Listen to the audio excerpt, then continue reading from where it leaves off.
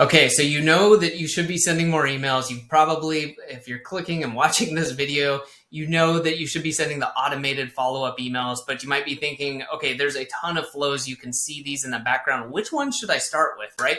If you've got a small store, you've got a team, and they're asking which ones, like how should you know which ones to start with? Well, I wanted to help you out with that today, and I think that really we can keep this pretty simple. What you want to do is to really focus on a few at first. And this applies in general. Don't overwhelm yourself by saying, I'm going to do 15 flows this month.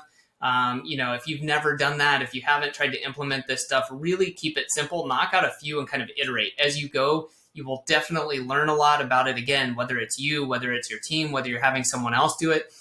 Getting a few done at a time really allows you to dial this in. But to give you some concrete advice, what I would do is start with your abandoned emails, okay? Like the abandoned cart. There are more, of course, one example being the browse abandoned. Somebody who's already known to the system comes back and they check out a product, but they don't quite make it to checking out or adding to cart.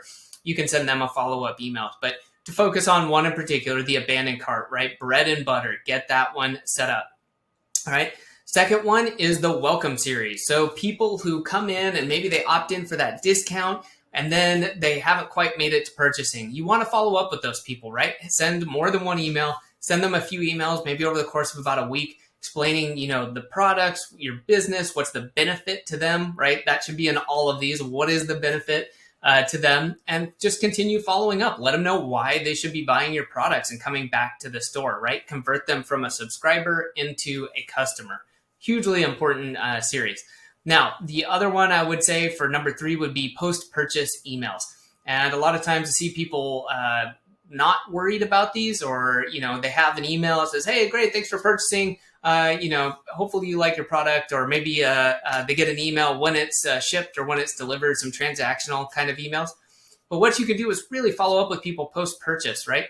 And get that flow going so that you're following up with them right after they purchase. Congratulate them on their purchase, right? I like it when I buy something, like, woo, all right, I'm excited, got something. Even if it hasn't been delivered, right, I'm excited. Send them some information. Maybe there's other stuff that they could know about or learn about the product before it shows up. A great time potentially to slip in the cross-sell too. Is there something else in there that would benefit their initial purchase? You don't want to make them feel bad, like, hey, you just bought this, now you need to go and buy this. But if there's things that complement, right, you could mention those, pepper that into that post-purchase series.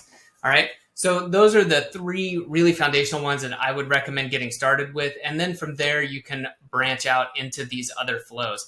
But generally getting started there is a great way. It covers you in multiple ways as well, because you've got before purchase, you've got purchase process with the abandons, and then you've got post-purchase with the literal post-purchase flow. So you're getting some basics in line there, and then you can go and build out more of these flows as time goes on. But start with those.